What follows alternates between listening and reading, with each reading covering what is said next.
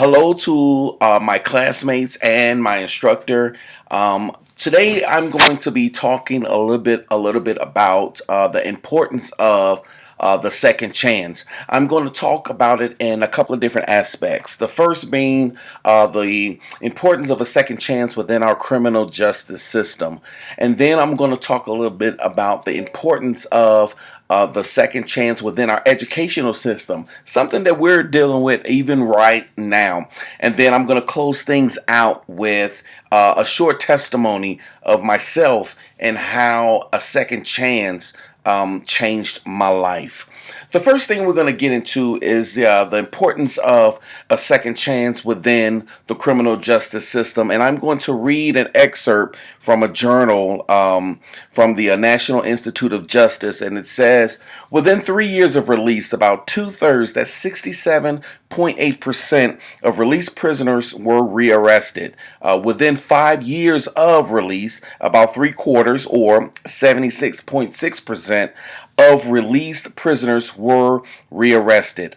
Of those prisoners who were rearrested, more than half, 56.7%, were arrested by the end of the first year. Wow, those are alarming statistics. And the first thing I thought about as I read those, the journal, was why? Why is it that individuals that are within that end up finding themselves in prison, why do they go back? Sometimes three times. Why do they end up going back? So as I looked more into the situation, and I talked to a few of my friends back home, and people that I know that have dealt with these situations, I found out some pretty interesting facts. First of all, did you know that when an individual is released from prison, they no longer have a right to vote? After they serve their time, they no longer have the right to vote, and they're also considered felons. They have this on their record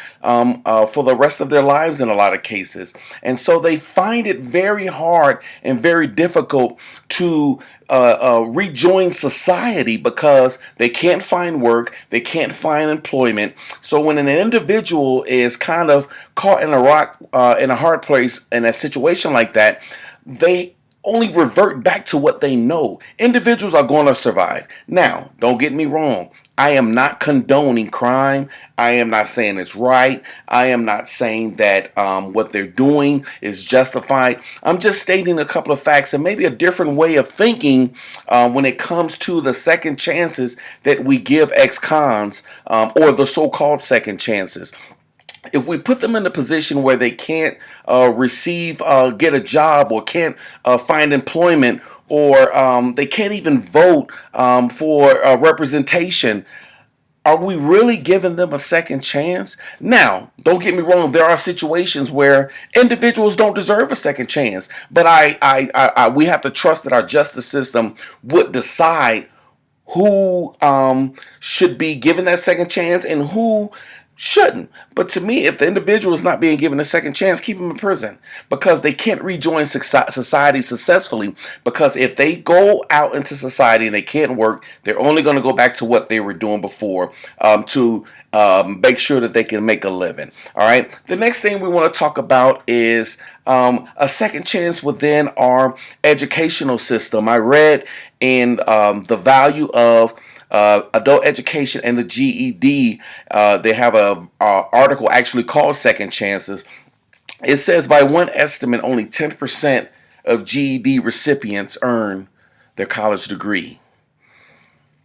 If we want them to achieve more, then we must go way beyond the amping of a test to provide more employment opportunities, childcare, healthcare, and other social services. So you have an individual that may be attempting to get their GED, and they earn their GED. So they earn their GED, but a lot of times, once they go into college, they have to take those courses that are remedial courses to help them build their skill set up to take college courses, because the GED a lot of times doesn't accomplish that. So while they've just completed their GED, now they're going to college. Now a lot of these people have families. They found themselves in jacked up situations, but here we go again, the second chance I'm saying that people need.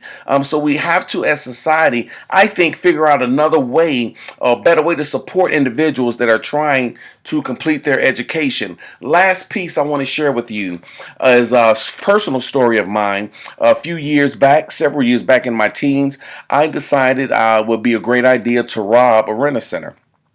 The amount of money that I had access to was considered a felony.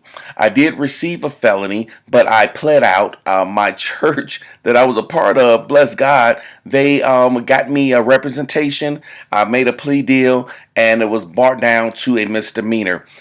I went to join the Air Force. If I had that felony on my record, I wouldn't have been able to join the Air Force. Because it was a misdemeanor, I was able to get what's called a waiver and allow me to serve in the Air Force, complete my career, provide for my family, and be a productive member of society. Why? Because I received a second chance. Thanks for your time.